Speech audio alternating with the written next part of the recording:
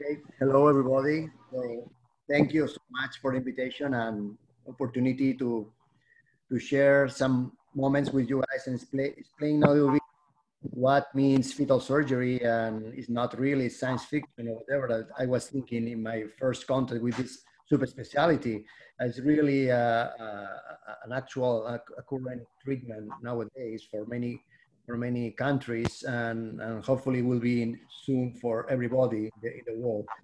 So I will share my screen and start the presentation.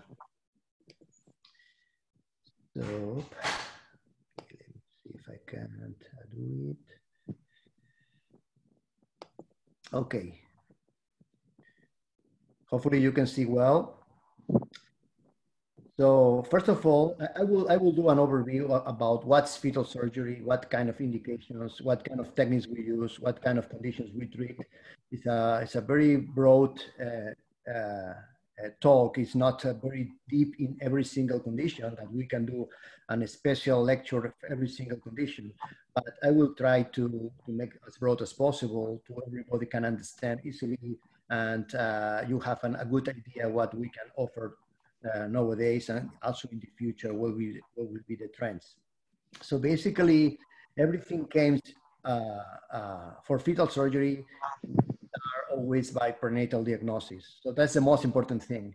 So whatever fetal surgery center or whatever treatment you want to do in your country, you need to have a very good prenatal diagnosis, because if you don't have referrals, people don't detect the malformation, it's impossible to treat anything.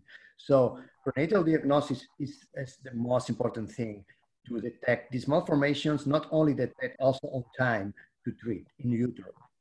So with this prenatal diagnosis, we can detect many fetal malformations. Many of them are really surgical. And why not? Knowing as a pediatric surgeons that there is many of these conditions lethal in utero or just postnatally, we know the natural history. So why not to do something before birth to improve the situation? Okay, sometimes we can fix that, sometimes not completely, but at least we can change the natural history and we can improve the conditions and the situation and prognosis of these babies.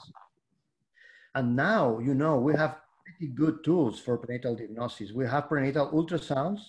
We have 3D and 4D, so we can see the surface, for instance, in the face for cleft lip palate, etc. We can analyze movements of babies, like spina bifida, movements of these legs in the fetus. And also we have other tools like Doppler to see the hemodynamics status of the baby. We can do echocardiography and rule out any cardiac malformation associated. And also, of course, we have fetal MRI. So in utero, we can have very good detail of the anatomy of these fetuses, mostly in the brain, in the chest. MRI is very good. So with all these tools, we can have a pretty accurate diagnosis prenatally early in gestation, most likely around 20 weeks. And then we can detect many of these malformations that are lethal or really severe disability in the postnatal life that can be improved with this kind of therapies. So what kind of prenatal therapy we can offer in some cases? So in order to invasion, we can do only needle procedures or ultrasound-guided shunt insertions in the bladder, in the chest, in many other things, places. Also, we can do fetoscopy, that is the minimally invasive fetal surgery. So with small cameras, we can go inside the womb and treat the fetus. And finally, being a little bit more invasive, we can do open surgery that mainly means to open the uterus after opening mom, okay, exposes the fetus, so we can do the same surgery as we will do in a preemie, in a newborn, and then close everything back. So like a uterus, abdominal wall on the mom, and promote the pregnancy until term if possible. Finally, we have the exit procedure. We will talk about that. That basically is an open fetal surgery at the time of the delivery. So the only difference is we can do procedures in the airways of these babies. So we will have a very good, safe airway for these babies. And then after the procedure is finished, we can complete the delivery and clamp the cord. we will talk about all this.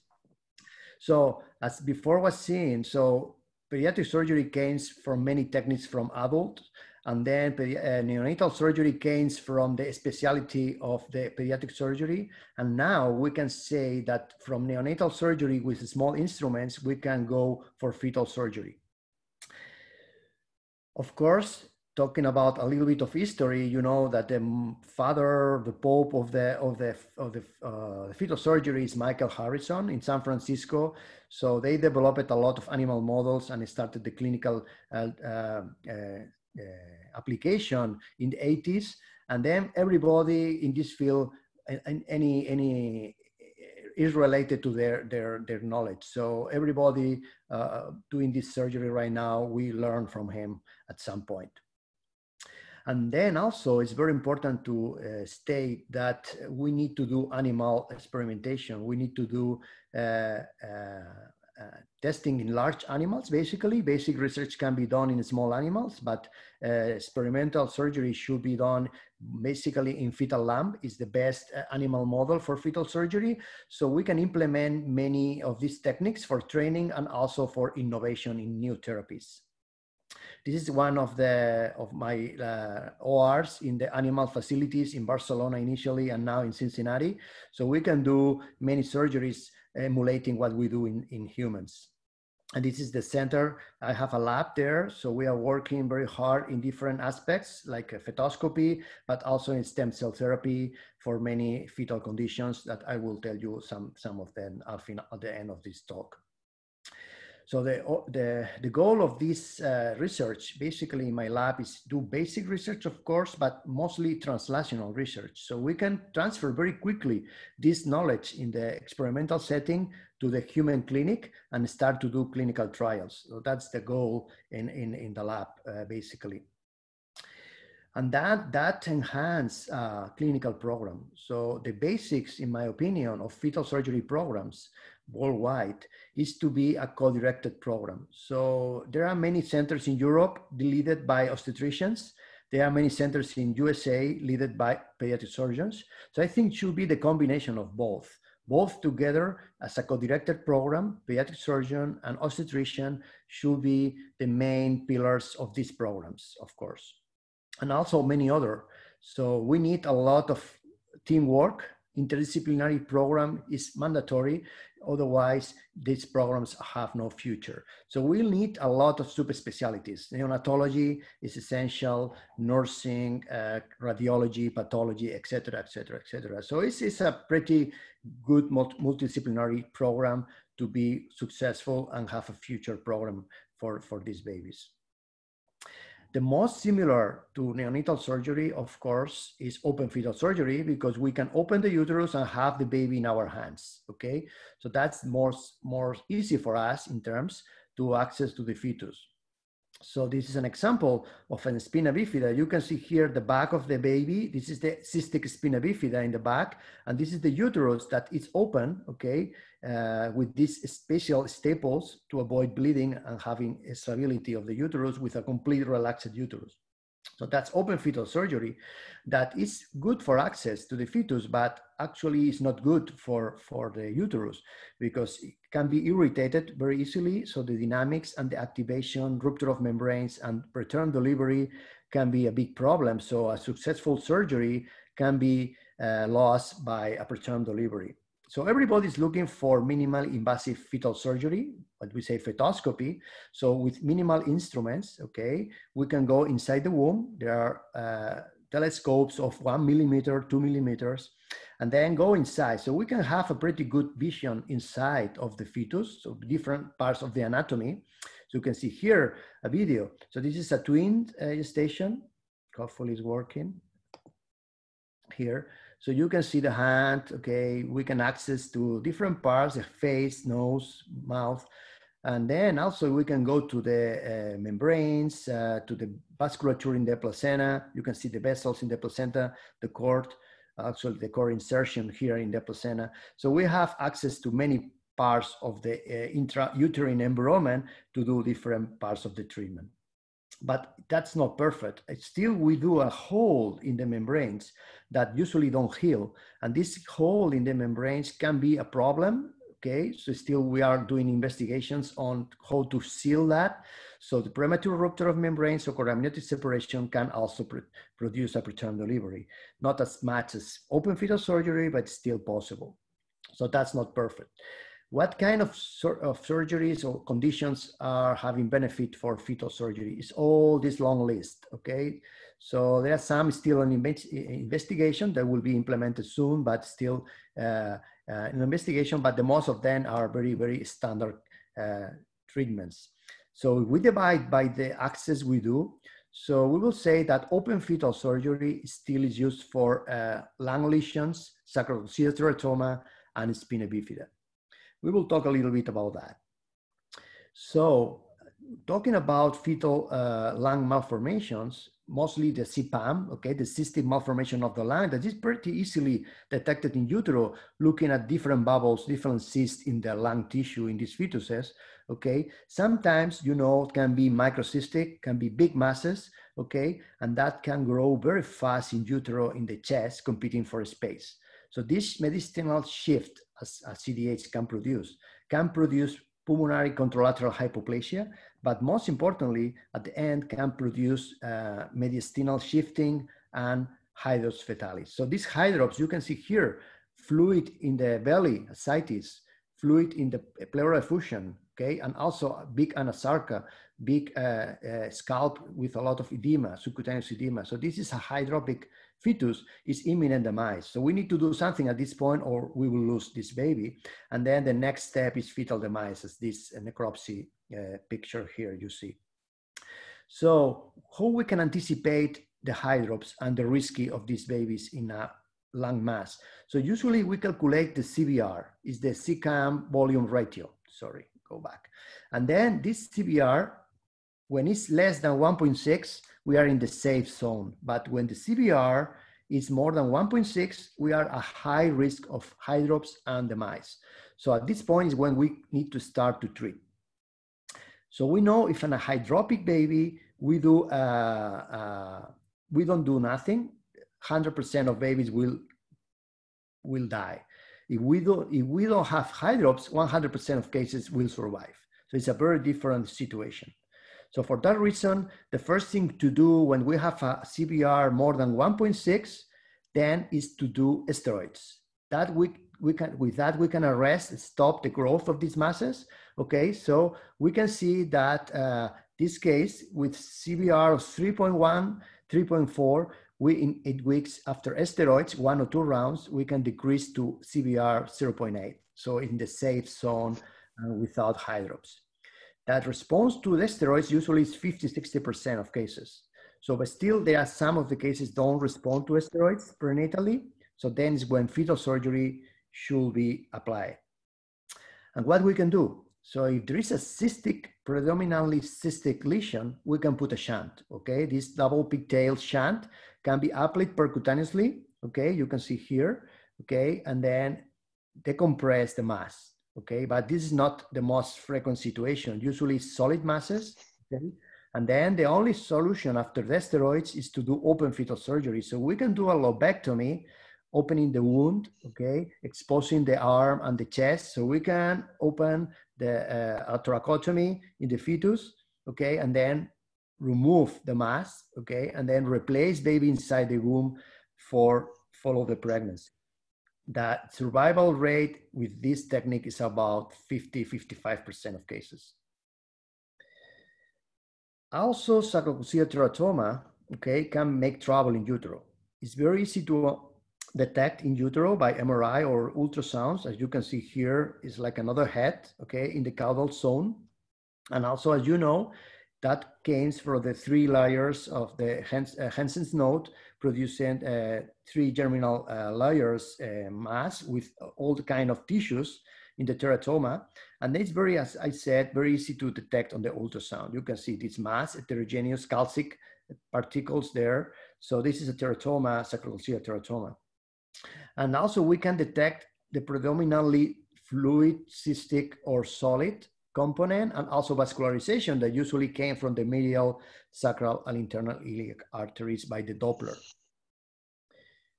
The classical Allman classification, being more external or more internal, is also applied in utero. So we can classify these masses. And then you can see here, this is a small external one. This is a more bigger size, and this is a huge one with a rupture skin, sacroiliac teratoma. So this large size needs the heart of the fetus to pump blood for supply this big mass. And then is when there can be a vascular still. So the height output can produce cardiac failure. And this cardiac failure, again, produce hydrops and fetal demise. So before arrive to this point, we need to do something. And one of the things we can do is try to resect this mass. So you can see here the mice baby fetus with hydrops and a teratoma. So there are different patterns in utero, like the growth rate, the solid cystic component, the tumor volume to fetal weight ratio, and also mostly in the echocardiogram detect cardiac insufficiency. So the combined cardiac output, there are very good prognosis numbers and signs to detect the baby starting to be in trouble. At that point is when we need to go and do the bulking of this mass. By open fetal surgery, we can sterilize the posterior part of the baby. And then using different devices like the sealers or staples, we need to be very fast, okay, to reduce the mass. Then as this case, so we can staple that and remove the mass as soon as possible to maintain stability in the fetus and replace inside the uterus this baby. So this is one of the applications of open fetal surgery. But the most common probably is spina bifida, okay? We talk of spina bifida, myelomeningocele, okay? We know that the newborn after delivery show this image, but all the sequelae are established at that point. And the problem is a lack of the neural tube defect, so lack of neurulation around 1 month of age in the embryo, that produce that the spinal cord remains open like a book, all right? And this is not the main problem. The main problem is exposed to the amniotic fluid during the whole pregnancy. So this amniotic fluid with meconium is damaging progressively, making neuronal loss, neuronal death, destroying the spinal cord. That's the problem. So this is spinal cord inflamed at the time of the delivery. So probably too late to do something, even we can fix postnatally. So the rationale is that we have this amniotic fluid damaging the spinal cord. Also, we have leakage of CSF from the brain producing the Chiari malformation and the hydrocephalus. So the way to fix that is as soon as possible to put a barrier, okay, a watertight coverage to avoid these two problems. And that can be done in utero as soon as possible. And that's the rationale of fetal surgery for spina bifida.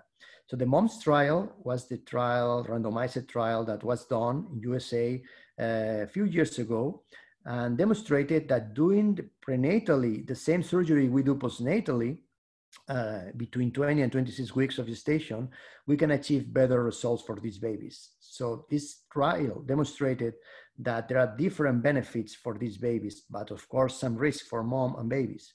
So this is the conclusion. So these nets reduce the needs for shunting in the head for the hydrocephalus, improve the composite of score of mental development and motor outcomes, improve the Chiari malformation, improve the ambulation, and also in the last months, in the months 2, the urologic improvement was checked. So of course there is associated maternal and fetal risk, basically prematurity. Most of the babies delivered prematurely around 32 weeks of gestation, and other complications, mostly rupture of the uterus. This is some of the images from our open fetal surgery for spina bifida in Cincinnati. So this is a primary repair in the skin after repair inside the placoat. And this is when there is no enough skin closer with a allodron patch. This is healing after the primary repair. This is the healing after the patch here in the lumbar area. And we can recover, we can revert the Chiari in most of the cases. we do in utero, and we can reduce less than half the needs of shunt in these babies for hydrocephalus. But the problem still is the prematurity. So we have prematures around 33, 34 weeks, but sometimes even 27, 28 weeks. And it's very bad in a baby with spina bifida. So we are everybody looking for minimally invasive surgery for the uterus. So use small instruments, small holes in the uterus. So I was working for many years in Barcelona, now in Cincinnati, with the fetal lamb model, creating spina bifida. So we can open the laminectomy and then open the dura, expose the spinal cord. And then we have pretty good spina bifida cases. So by endoscopy, we can try to fix. I use different techniques like patches, sealants. But finally, after all these publications and evolutions, you can see here the lambs without repair. And this is the lambs after repair with the patch, okay? So after many publications, the evolution went to apply these fetoscopic techniques to human. And right now, the technique we are using is this, exposing partially the uterus. We can implement 3 little holes for 2-3 millimeters and in the uterus to apply CO2 that is warm to the body temperature and also is humidified. Okay, so the baby is like in a camera of a humid sauna inside. It's very comfortable, it's very stable, so we can attempt to repair the back of these babies. So this is the setting in the uterus. You can see the 3 little cannulas in the uterus, triangulation. We use barbed sutures to avoid to make intracorporeal knots, makes more easy the surgery and faster. And we use miniature laparoscopic instruments, 2 and 3 millimeters. We can close, like you see here primarily, and also we can use allotherm patches in the worst cases. So we, until now, we did 41 cases in Cincinnati by fetoscopy, more than 60 open. And sometimes it's a myeloschisis, sometimes it's a myelomeningocele. And what we do is using these 3 trocars, as you can see here, we inject the fetus intramuscular cocktail for anesthesia in the fetus. Then we can precisely release the placoat. You can see here the placoat with magnification. This is before, this is the placoat. This is after release the placoat, completely, perfectly well released. And then after that, roll a patch. Actually, we roll 2 patches and we apply over the placoat for protection. You can see 1 and 2. Okay, and then after that, we close the skin. Okay, it's a running suture. We did barbed sutures.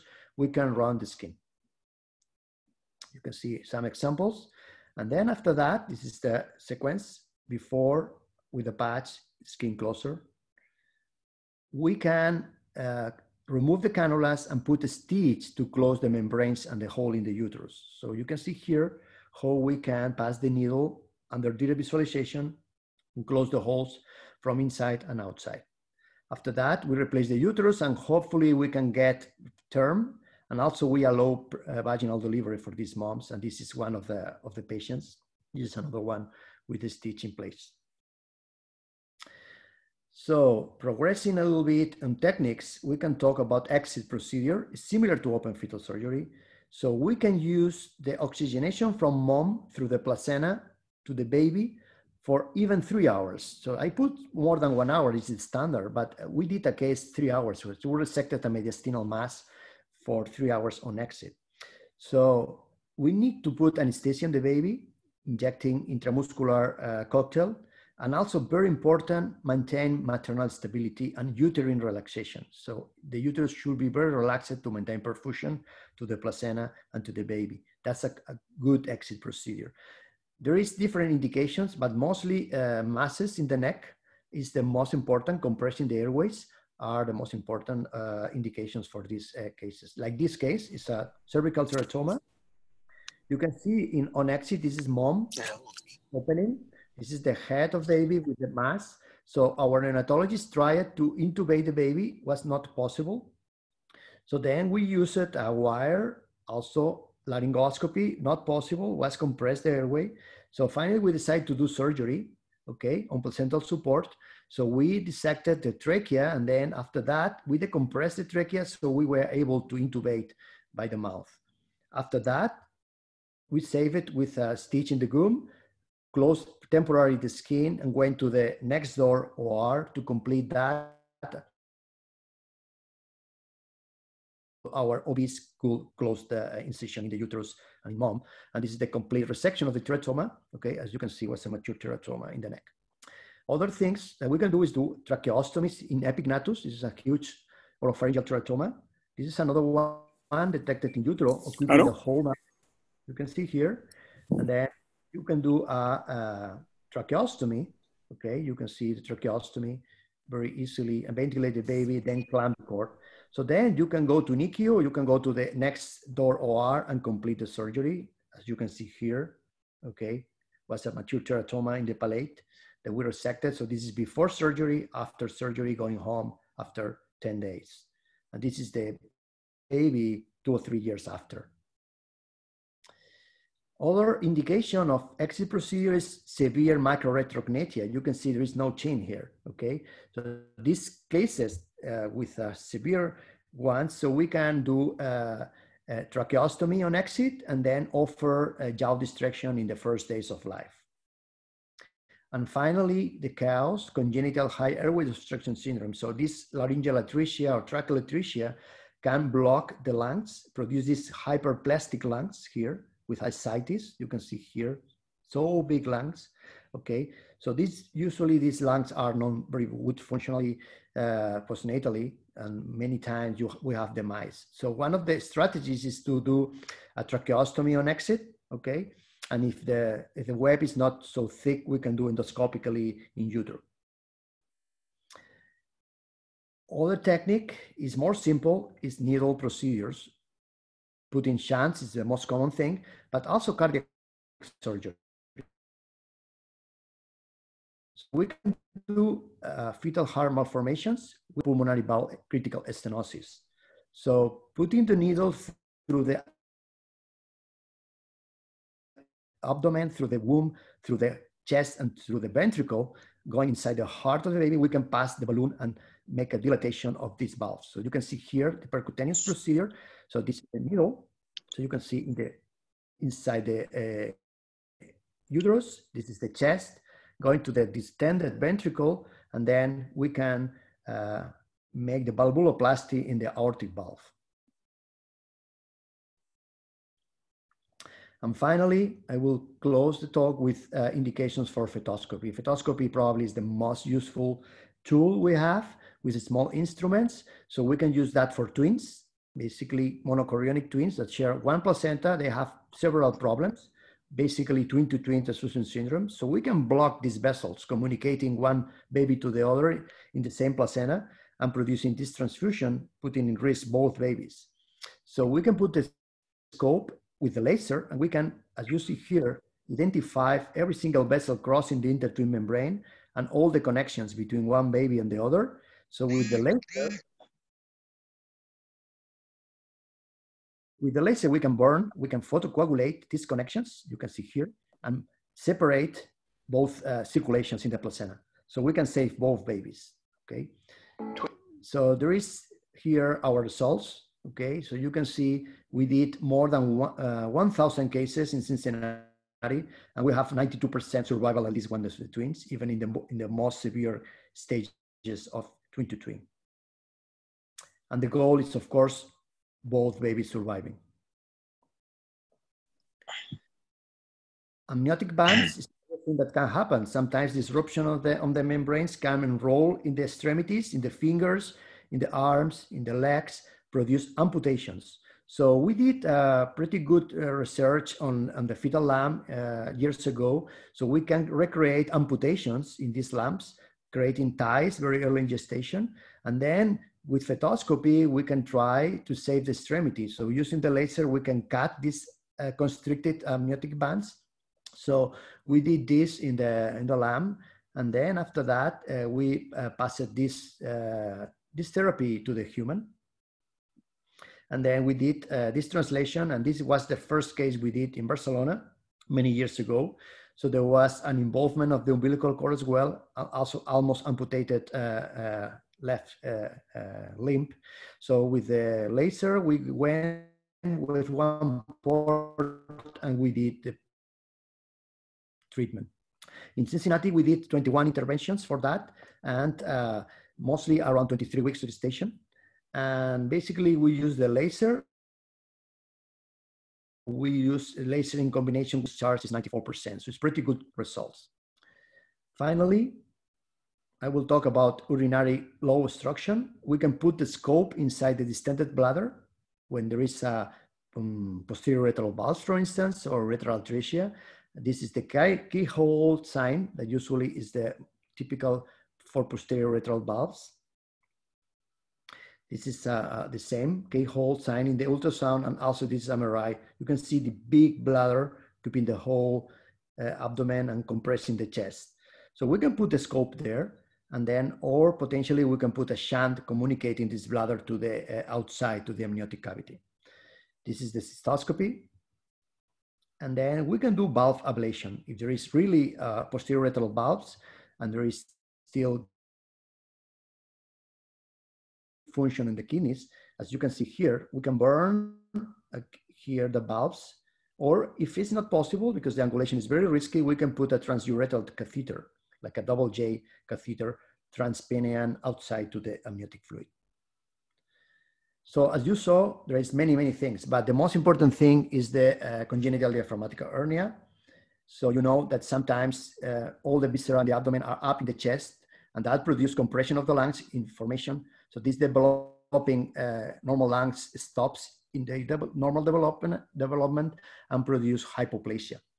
So the hypoplasia will be the key factor for making these babies are not having enough lungs to survive at the time of the delivery.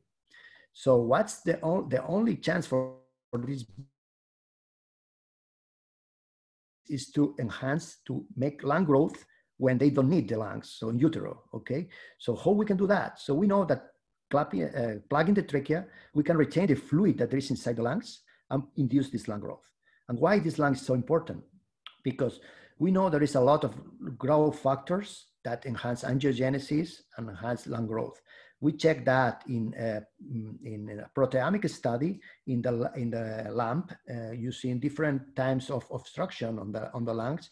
So these fluids has a lot of proteins, a lot of growth factors, mostly involved in the induction of cell proliferation. So this signaling, this angiogenesis is essential for the lungs. So we need to have this fluid inside the lungs.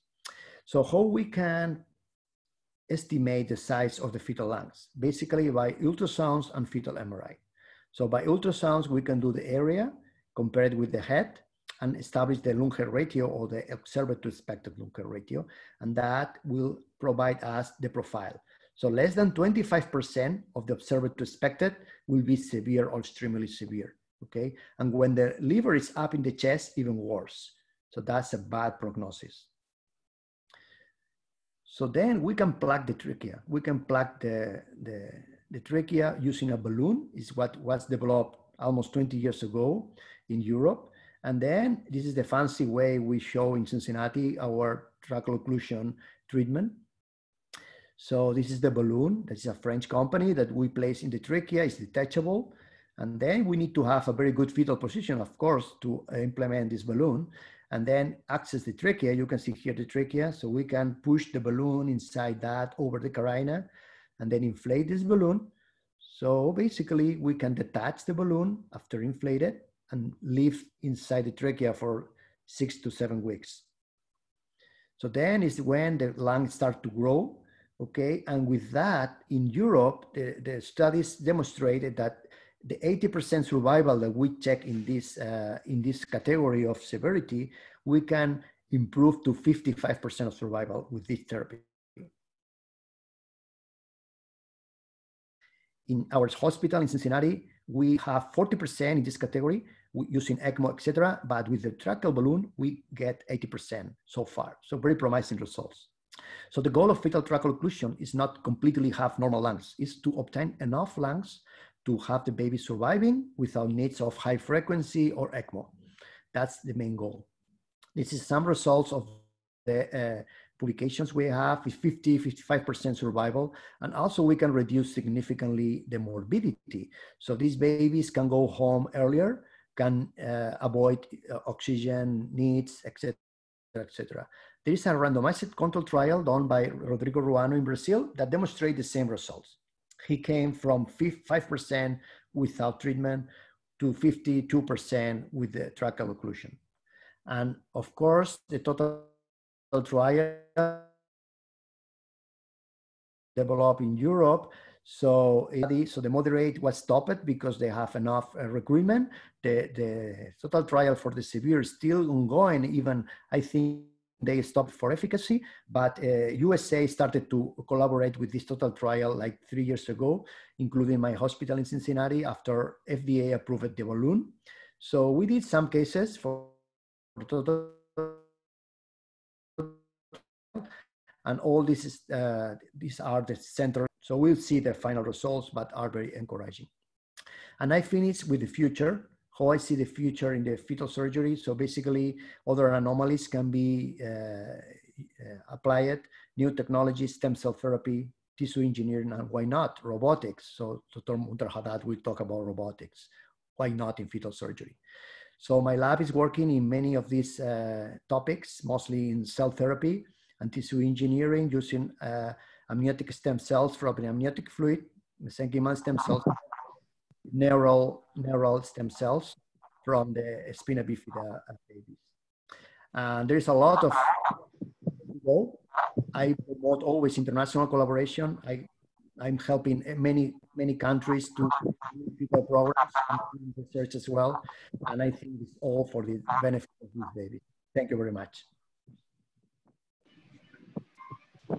Thank you very much, Professor Piero. Thank you. Very impressive work. And Sharif will continue with the Professor Mundo. Yes. First of all, I thank Jose for his illustrations. And since he mentioned that they start to use the mini laparoscopic instrument for robotics, so this is the combination for innovation. And here comes the time for Professor Munzer Haddad.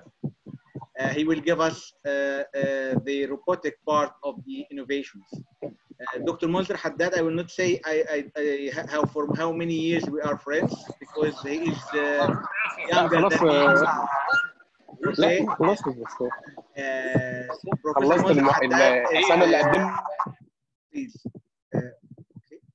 Professor Munzer Haddad is the current president of the British Association of Pediatric Surgeons, the biggest and oldest pediatric surgical association. He is located in Chelsea and Westminster Hospital, senior consultant and senior lecturer in Imperial College of London. And it's time to give him the floor. Please, Dr. Munzer, welcome. Thank you very much, Sameh, and I would like, Sharif, and I would like to thank the Egyptian Association for giving me the opportunity and honor to participate in this webinar. It's difficult to follow Jose with his fetal surgery, but I will try to simulate and see what we can do and keep entertaining you. I will share the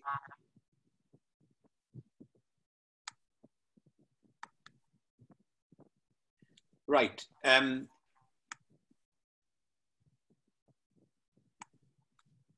My talk will be about robotic pediatric surgery, where we are and looking for the future. So it's infinity and beyond. We heard from Jose regarding the minimally invasive surgery, and over the last 30 years, there has been a lot of development and improvement in minimally invasive surgery, and we can see there have been many advantages for minimally invasive surgery, which is adopted now in a lot of pediatric surgical centers. In the past, we used to have large instruments, and as Jose said, they needed small instruments, and we collaborated with the manufacturers like Storts and other Olympus and others to create some small or miniature instruments to adapt to small babies. And you can see here that baby, my hand is as big as the baby and the instrument is even taller than him. So to actually Dr. Mondir, we cannot see your screen, please. You cannot? Yes. Oh. After the first slide, please repeat your presentation. You can stop sharing and come back again, Monzer. Okay.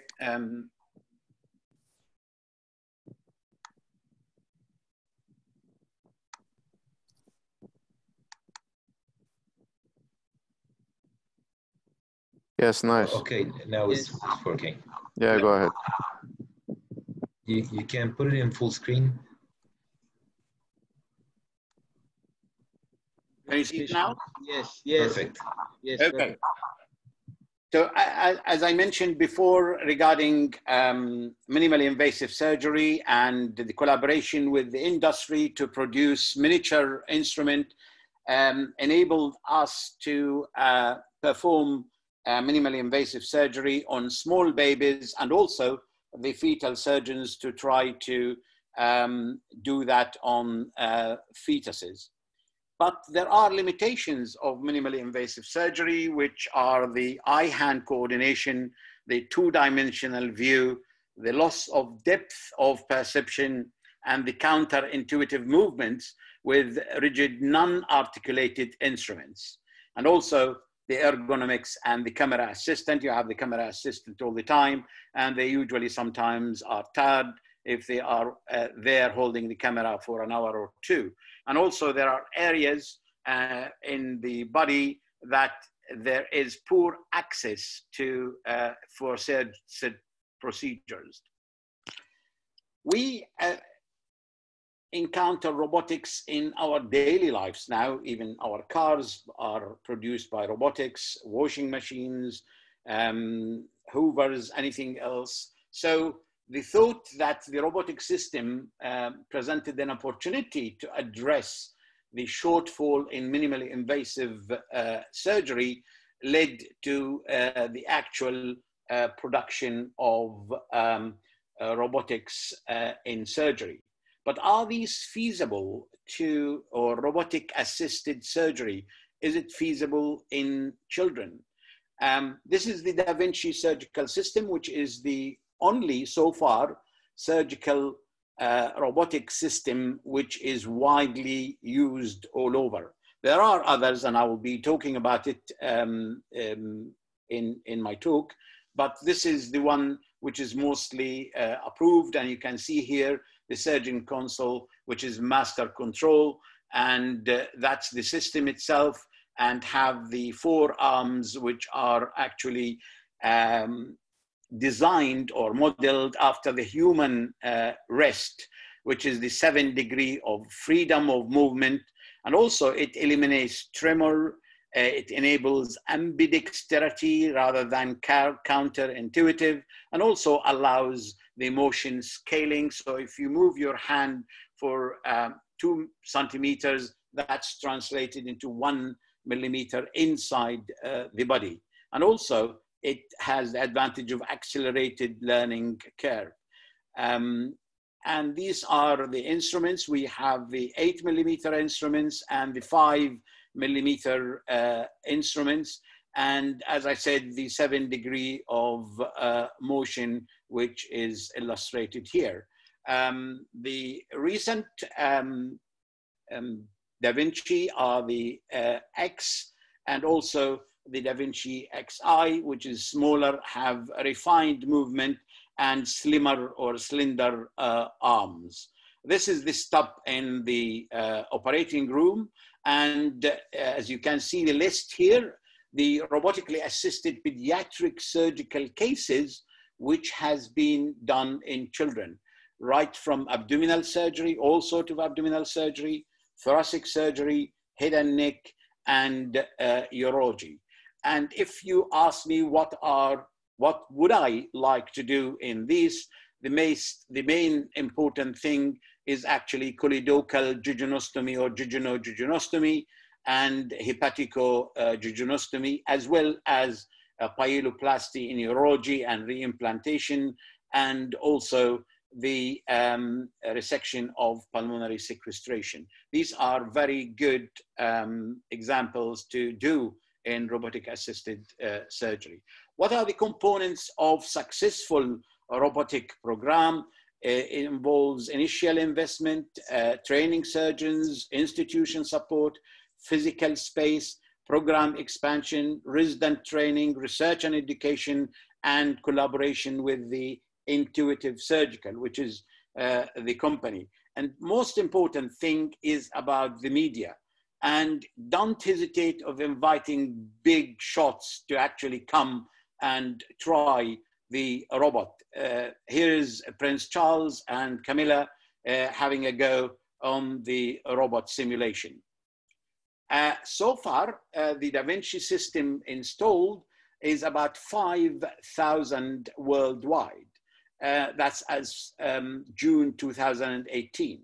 And you can see that most of these are in the United States. And if you look at this graph, is showing the actual growth of robotic assisted surgery in all aspects of surgery, with a medium growth of 13 to 17% each year. So if you look at actually surgery, which started as manual medical art, how it develops into an integral aspect of science and technology, it is impossible to predict what will happen in the future. The concept of augmented reality and also the localization are becoming familiar with the most of us nowadays. That's due to actual the transportation industry, and also the wide use. Everybody of us is using the smartphone. And the augmented reality, which is a user interface technology, is allowing us to go or through or view the digital information from the integral element of the physical world. And this platform is already there, but we need to actually know how do we apply it to surgery in a way. When artificial or when augmented reality is coupled with navigation, which is, or the localization system like the GPS we usually use in the car, it is very important of becoming navigation and that responding to actually transfer this to already existing models into the surgical practice. And I will explain that as we go. First of all, if we are going to apply these, we need to have a 3D or create a 3D model for the target anatomy through a procedure which is called segmentation in preoperative planning. And this is just to show that how this 3D picture can show us a tumor of the biliary tree, and you can see exactly where it is, what is it involving, what is the anatomy, and what is adjacent to, so you can plan your hepatectomy, and then building on this 3D, you can reach the actual liver and actually identify where you have to go to do the hepatectomy. And also, we don't know how surgery will look like in the future. Using the augmented reality and the navigation for general surgery, then we will be able to actually pinpoint the tumor or the part of the body we need to excise or remove, and that will become like a patient-tailored surgery, and we aim not to remove more than that, and it will be the exact surgery. And with the combination of robotics and navigation, as well as the augmented reality, with the Firefly, which involves in the fluorescent injection, we will be able to identify and remove exactly what is there. Now, what is the perspective development in the robotic pediatric surgery is advances in vision, advances in haptic feedback, because it's lacking in robotics, and advances in the accessibility and also in the technology. And I will take the advances in vision first, which is the multifocal photon microscopy, which allows time intraoperative histopathology. It does recognize the uniquity of, or the signature of a tissue, identifying the nerves, the blood vessels, organ capsules, underlying tissue, and the pathological changes. With that, we can identify and even read the histology before requiring a removal of the tissue. And in pediatric surgery, that's very important in Hirschsprung disease, in localization of ganglion cells or absence, and nerve trunks, and actually leveling of where the actual ganglionic part, without doing any biopsy, without doing barium, without doing anything, which is very important. The other thing is the advances in haptic feedback, which is the kinesthetic or force feedback systems. They are now available, and intuitive, which is the Da Vinci system, are in talks regarding actually incorporating that into the robotic system, and they are mainly talking with Vero Touch company. The other thing is the haptic cow, which is invented in Ireland, and this is haptic cow is used in the veterinary colleges to identify the pregnant cows. So it is a simulation of a pregnant womb. Now, what else is on there? We're accessing other robots because the Da Vinci is very expensive. We have the intuitive, which is the main thing, and also transenteric surgical, mid robotics, Oris surgical robotics, Verb surgical, restoration robotics, virtual incision corporation, Think surgical, Mid technique, and Titan medical and Cambridge. I have seen some of them, but also they are not still in proper use. There are a lot of them are experimented, and these are some of them. And also recently, we have the robotic arm, which is the Flex Dex, which has been demonstrated earlier in IPIG meetings. And if you try it, it is a little bit clumsy than what I would like for the smoothness of robotic surgery. Now, Da Vinci has a family of products, but they are interested in the robot as well as the educational part, and advanced energy, the staplers, the integrated table motion, as we mentioned, the Firefly, the single site and simulation. And also they are interested in analytics, so they can identify things and implement it in their robot or future robots. This is just only a less invasive things. And here I would like you to see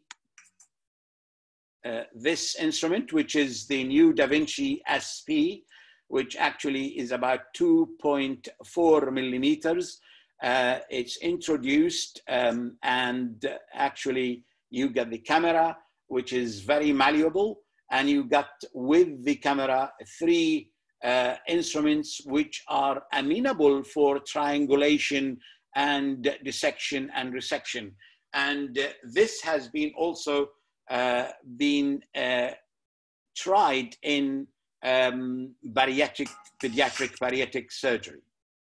The other thing is the manufacturing of mini robots, and you can see here they are the size of a fly, which you can introduce into the abdomen or the thorax and remotely instruct them to do either biopsy of the liver or suturing of wounds.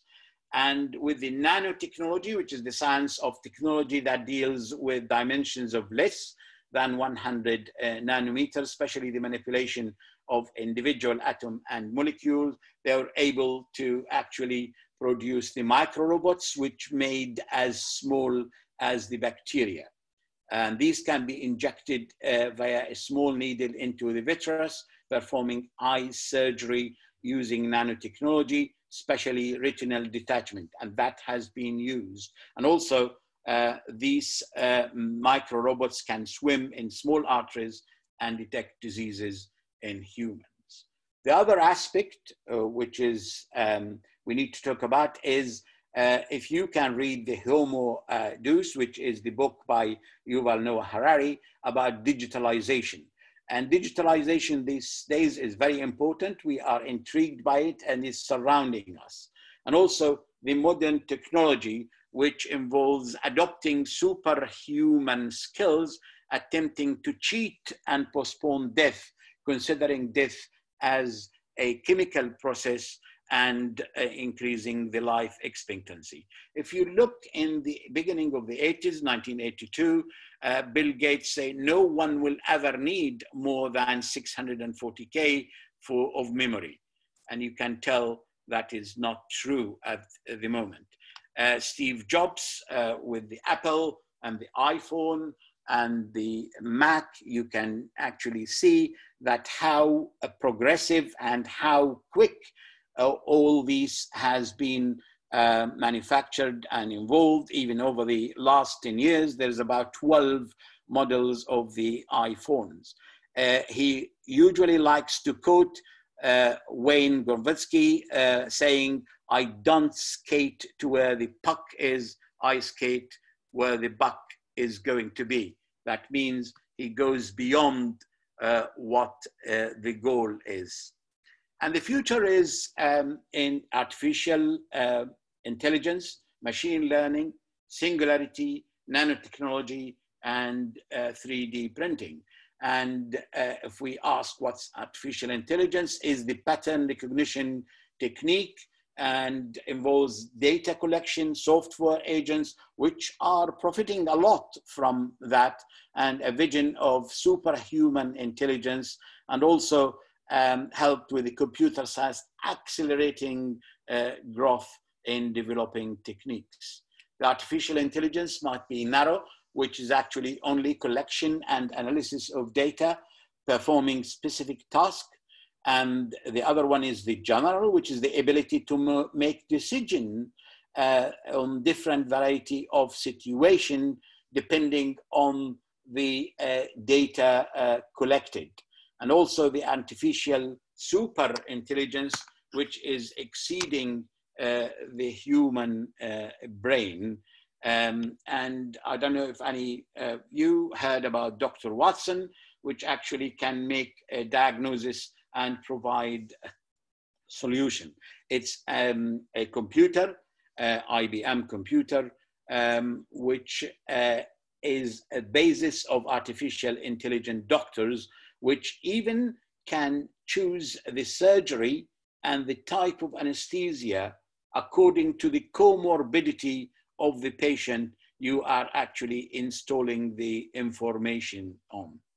And we have to realize nowadays, and we all are aware of that, the machine learning algorithm or learning by examples, like Google search, map, Earth, ATM, smartphones, Netflix, Amazon, Siri, and Alexa are all dependent on artificial intelligence.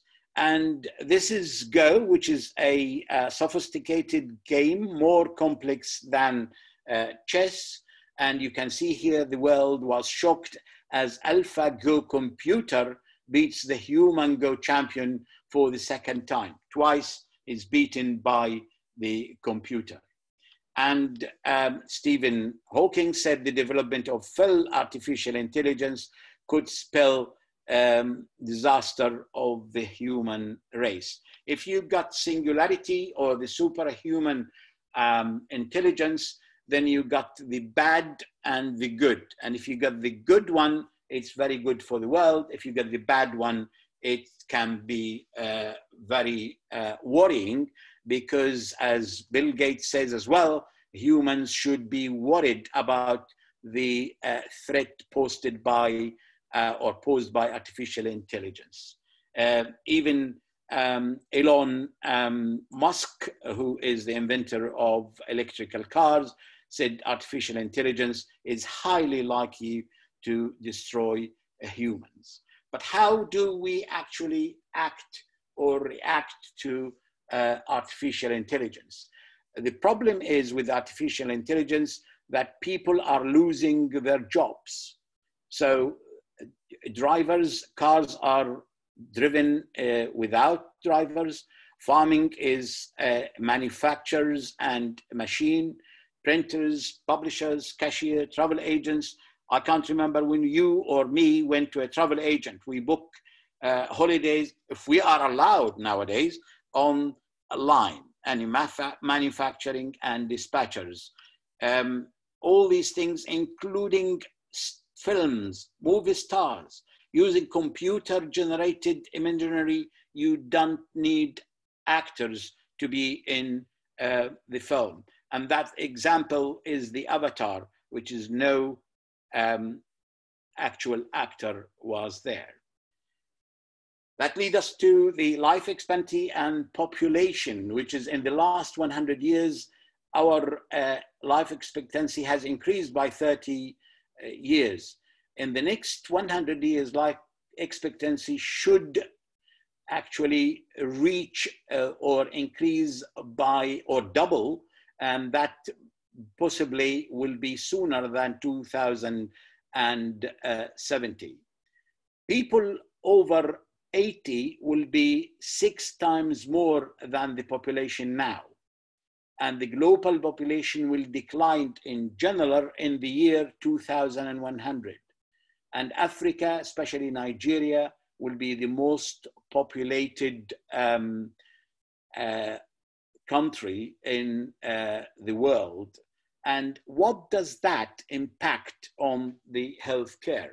You can see that the determinants of healthcare either there are 10% of provision of healthcare, 20% depending on the genomics, and also 30% depending on the environmental connectivity and social, and also 40 on behavior. You probably noticed in the COVID era with the lockdown that a lot of people having developed mental health issues because they don't connect except by the Zoom like we are doing now, which have القاهرة والMBC والمش بتاعك. Yeah. So will robot doctors replace surgeons? We know that 66% or 2/3 of the world population cannot access safe surgery when needed. So do we need to train more doctors? Do we need to train more surgeons? Do we need more artificial intelligence doctors or automated robotic surgeons? Now, if we got the medical books, all the medical books are downloaded into a disk, and actually get that disk downloaded into the brain of somebody, will produce an AI doctor. And that doesn't cost a lot, doesn't need 6 years of medical training. So we'll have to think about in the future. And I wouldn't be surprised if the British Medical Journal will advertise in 20, 30 years asking for a competent consultant surgeon needed. Robotic surgeons from all brands are invited to apply. So at the moment, we are working with the Humo robots, which robots in restaurants and bars to solve the shortage of staff, especially after the Brexit. And you can see that is in the Times magazine. And you can see that human-like robotics are produced, and Sophie, Samantha, Wendy, Erica, and they are in a way human-like, and they are trying to advance what they can do to and react, telling jokes and react emotionally to what you tell them to do. I will just for a bit. This is fingers and stick bodies performing.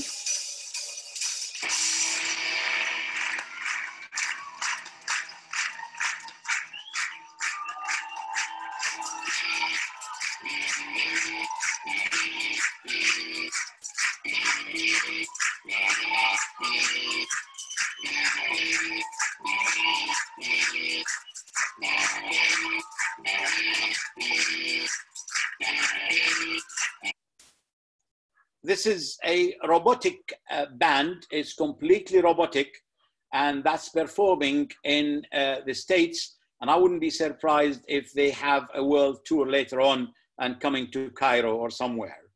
The other thing which I would like to talk about is the 3D printing, and now that 3D printing implications in medicine. Now, houses and entire street can be 3D printed with a better material and thermal control, and can be built in 24 hours. And this is the company, Icon. If you want to build a house, you can actually contact them. And also the 3D printing of food.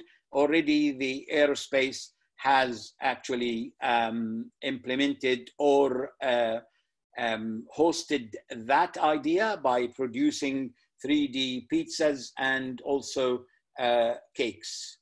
3D printing of clothing and shoes. The fashion industry have the first 3D printing sort of walk or exhibition, and as you can see here, and also 3D printing of cars and airplanes, which are produced, and they are more aerodynamic. And the A380 new one is going to be partly 3D printed.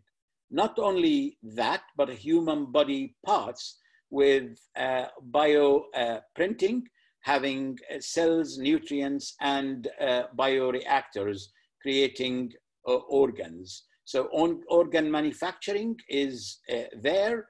And as you can see by the Herald Sun, a miracle rebuild, printed body parts you can actually access.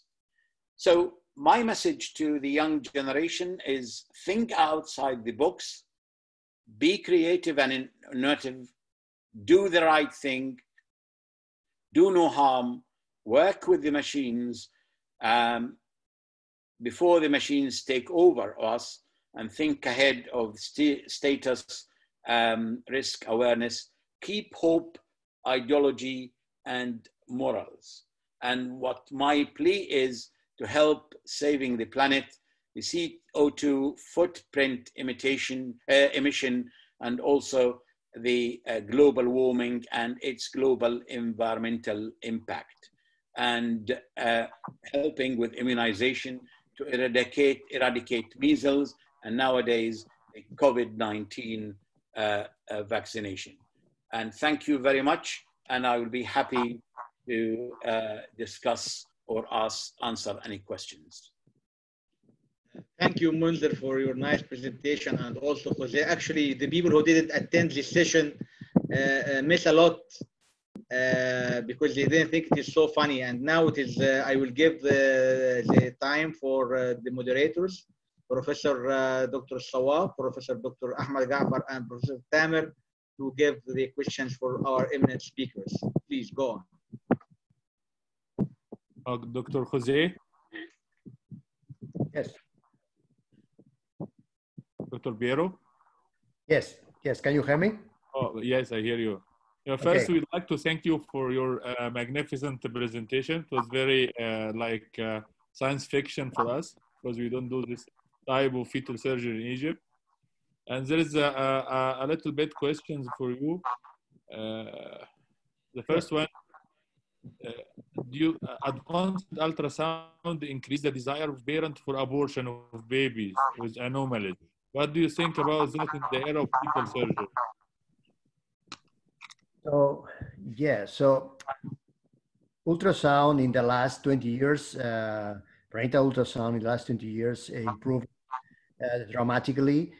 So many of the places in the world right now are able to detect main fetal malformations at mid-gestation, usually in the 20, 21 weeks gestation morphological ultrasound.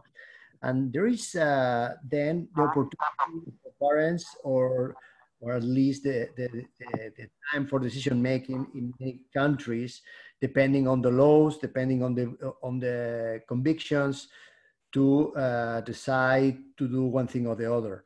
So, of course, fetal surgery is a new opportunity for that families that are considering interruption of pregnancy, but they are not completely convinced, and they have another option besides that, right? So I came from Europe, from Spain, from the time that most of the cases that were having pregnancies with congenital malformations, complex or not as much complex, many parents decided for termination, as in most of Europe. And I moved 7 years ago to USA, where it's a place that very, very rarely families choose for termination for different reasons, religious, tradition, whatever, conviction. And even for complex malformations, they decide to have the baby. So there is a different cultures, different opinions, and I respect everybody. So I think ultrasound at least provides the opportunity to detect the malformations. And in my opinion, fetal surgery or the possibility to offer some kind of therapy to improve the situation makes like many families change their mind and don't consider termination and go for doing something for the baby. Oh, thank you. No problem. So I think one of the commonest procedures of fetal surgery is CDH at the start of fetal surgery, but now it is decreasing or even stopped. Is there an explanation for that? Yeah, so the first condition that was investigated besides the urologic malformation was the CDH from the group in San Francisco for Harrison. And they started with open fetal surgery, trying to fix the hernia, etc. They came for tracheal occlusion, finally the balloon. So there was a good progression on that fetal therapy for CDH. And I think right now we are finishing this randomized trials. So potentially after that publication, we'll see if there is a standardization of the technique and everybody's using that. But yeah, there are other conditions right now like spina bifida that is not lethal, but is very producing severe disabilities that are also in progress, okay, expanding. And it's not only CDH. Yeah, so I agree with you. But yeah, I think every time there are more and more countries that implementing techniques, mostly for twins, that you lose the both twins if there is nothing, you don't do nothing in this twin-to-twin transfusion syndrome. So there are many countries that are implementing these more basic techniques like shunting or like fetoscopic laser. And I think it's a surgery, it's in progression. It's in progression, absolutely. Okay. So another question about fetal endoscopic surgery, fetendo. So for how long you can use tocolytic drugs on a certain operation, the maximum time? Well, there is no limit. Okay, so you can relax the uterus using sulfate magnesium. You can use nifedipine, nitroglycerin during the surgery, indomethacin. There are many tocolytics, and the surgery, of course, can be extended for hours, but there is a correlation between rupture of membranes and time of the surgery. So the shorter you do the surgery, the better for the future prognosis of the pregnancy. So we train to do procedures very fast, very quickly, very efficient, and minimize the time you are manipulating the uterus. Okay. So another one about the open fetal surgery. What is the mode of delivery after at time of delivery? Do you always recommend cesarean section, or you can go for vaginal delivery? If it's an open fetal surgery, it's mandatory to do C-section because the labor the contractions in the uterus can make the whole scar, the incision, to be open, produce a rupture of the uterus. It's a very severe complication for mom and from the fetus. So always C-section for the current pregnancy and from the subsequent pregnancies because it's a scar in a bad position in the uterus.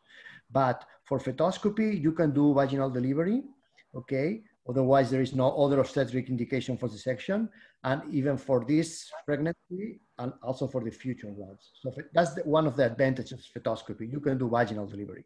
Okay, thank you. In fetal surgery, before you do fetal surgery, do you have to do a fetal MRI, amniocentesis, chorionic villi sampling, and karyotyping for every case of fetal surgery before intervention?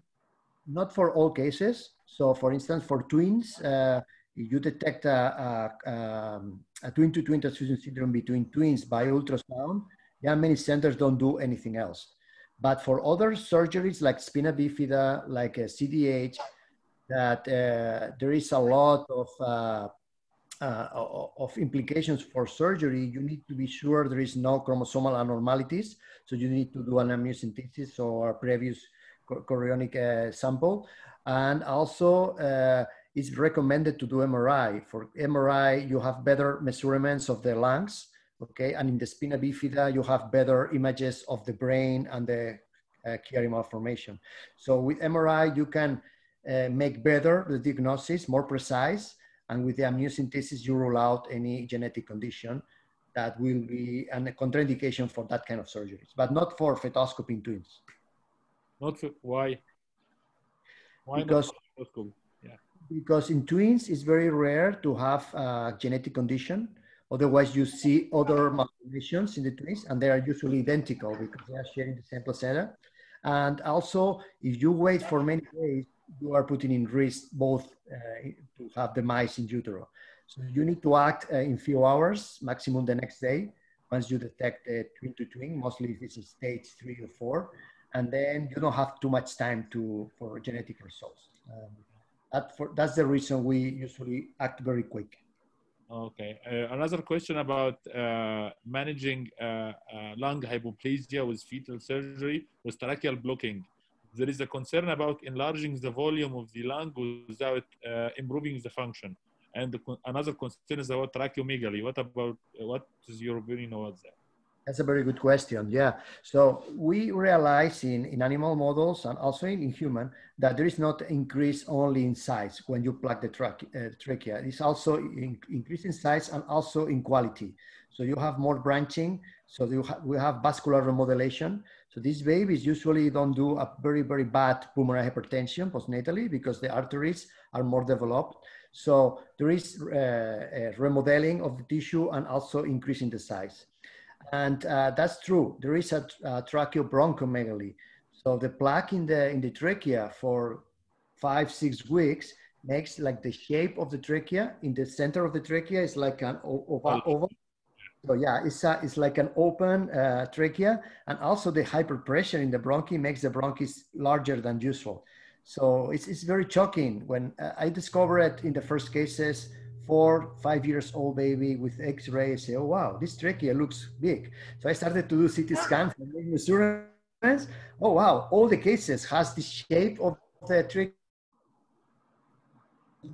like open in the middle, and the bronchomegaly. But that's a shape, but not. Hopefully, there's not problems in the future. But it's an incidental finding. These babies do well without symptoms. And my older patient is now 18 years old. Is in Spain. And he's doing well with this tracheomegaly, but it's there. Yeah. So there's another one about the role of fetal surgery in cleft lip and palate surgery.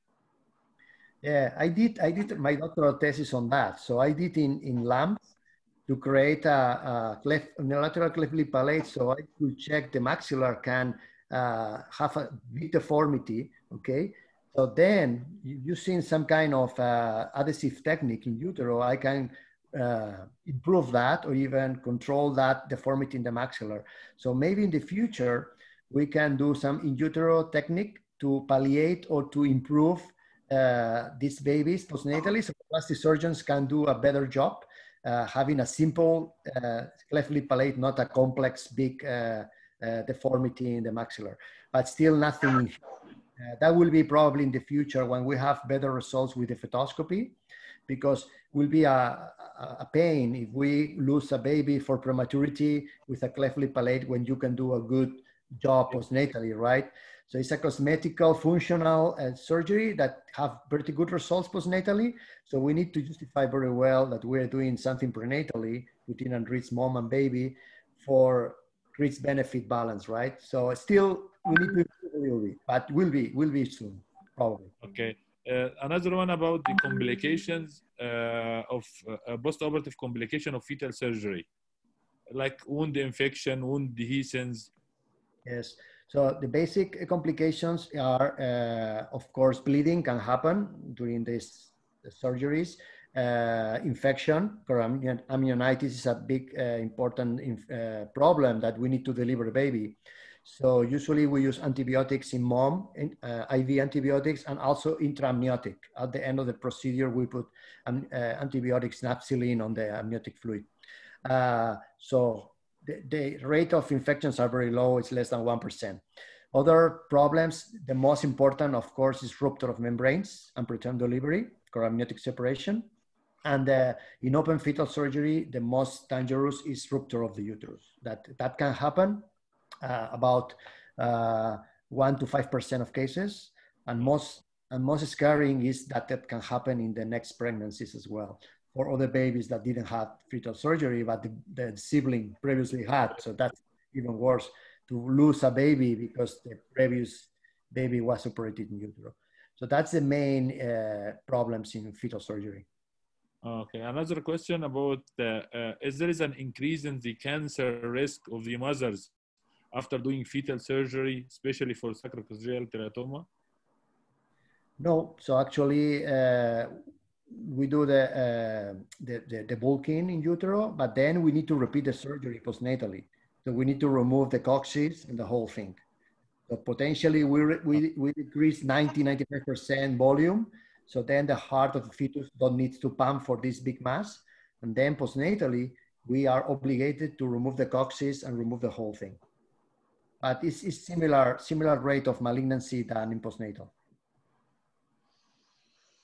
No, the question was about, is there a risk of malignancy to the mother, not to the child? Yes. Usually, yeah, the malignant sacrococcygeal teratoma is usually huge and grows very fast. So they are more risk for fetal demise. Yeah. Yes, that's correct. Yep. Okay. So one last question is about, we'd like to know the rate of fetal surgeries you do in your center per year. So we usually see like 3 to 5 patients every day for consults, evaluations, but this is not always for fetal surgery. So it's counseling and follow-ups. So we do around, I can say 4 to 5 surgeries every week. And the most frequent are 4 surgeries every week? 4 surgeries? Yes. That's good. Yeah, one day I did 4 lasers for twins in one day. Yeah, so that's very rare. But yeah, usually it's 4 or 5 surgeries per week, and usually it's spina bifida, sometimes, and also twins, laser are the most frequent. And then after that, tracheal occlusions, amniotic bands, many urologic cases for doing cystoscopy or shunting. Yeah, but yeah, probably in a year we can do around 300, probably 250. Very good number. Yeah, it's a high number. We are collecting people from all United States and also abroad the world that are arriving. So yeah, it's a high volume center. Yep. Okay, thank you, Piero, for this interesting presentation, and it was very elegant. Thank you. Thank you. My pleasure. You're welcome. Dr. Tamer and Dr. Ashraf. And Ahmed Gafar. Dr. Ahmed Gafar can take over for the questions for Dr. Munzer. Yes. Thank you, Dr. Piero and Dr. Haddad, for your interesting presentation. And I have one question for Dr. Munzer about robotic surgery in cleft palate and lip. Did the precision of robotic surgery not high to be done in cleft lip and palate? Do you think that? I personally haven't done it, but the plastic surgeons have done robotic cleft lip and palate because of the precision and the easy suturing of that. Thank you. I have another question, Dr. Haddad. Do you think in the near future, we can document robotic assisted fetal surgery?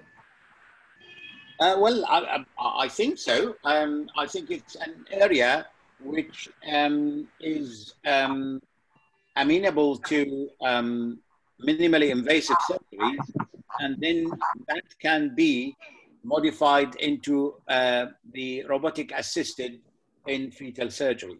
I think in the future there would be a place. If it is not the actual robotic surgery that we have now, the micro robotic or the mini robotics are very useful in being introduced to the womb and carrying out procedures as instructed remotely. So there is a chance there, of course. Okay, thank you, Dr. Haddad. Thank you, Dr. Beer. Yes, Dr. Mohammed Al-Barbari, please, can open for him, Dr. Tamer, to close the session. We thank all the speakers, but Dr. Mohammed, Dr. Barbari with us. Dr. Sharif, there is another question for Pierre about the large cystic hygroma causing hydrops. Is there a rule for fetal surgery? Yes, depends on the location of the hygroma. So if you hygroma in the neck, yes, the neck compressing the airway, very rarely produce hydrops. Usually it's when there is some mediastinal component that can compress the heart. So at that point, there are different things that you can do. So if the hydrops started, you can put a shunt, or you can put eventually some kind of sclerosan in utero. There are some experiences with some alcohol injections or even OCA, but the last option, of course, is trying to do some resection. If the baby at that point is more than 28 weeks and it's starting being hydropic, potentially I will promote an exit procedure to resect the mass and intubate the baby and deliver the baby, even if it's a premature. If it's less than 28 weeks, I will try to do some intrauterine to stop that whatever is decompression with a needle or putting a shunt in the cystic mass, most likely, or potentially do sclerotherapy. Yeah, it's very uncommon that cystic hygroma produce hydrops. It's more common that cystic hygroma can produce compression on the trachea. So we need to prepare exit procedure for manage the airway at the time of delivery. Thank you. No problem. Thank you, Pierre. Dr. Mohammed Al-Barbari, please. Yes, thank you very much, Professor Piero and Professor Haddad, for the nice presentations. And we hope that we can, at one time, Sharif might, as a president of the EPSA, would invite you to do both techniques, the in utero fetal surgery and the robotic surgery. And thank you so much. Thank you. Thank you for all of you, and hope to see you in a physical manner once more not on a Zoom. Yes. Thank you, Jose. Thank you, Munzer. Thank Gracias. you. Thank Thanks, you. Jose. I would like to remind Jose that a few years ago we were instructing about fetal and neonatal surgery in Braga. And the sheep that we actually operated upon was phantom pregnancy. Do you remember that, Jose? Oh yeah, definitely. Well, So yeah. So Muntar, I still have 2 editions every year in Spain with a fetal lamp model for fetal surgery and fetoscopy. I am doing a course, but yeah, I missed that course in Braga. That I will. We had very good friends there and good time. So hopefully we can repeat after the COVID. yes. Especially the dinner in Braga is nice. Dinner in Braga. Yes. Yes. Thank you for all. Have a nice weekend. And thank good you. night. Thank you. Thank you, Piero. Thank you, Dr. Monzer. You're welcome. Pleasure. Good night. See you all again. Thank you. Thank you, all our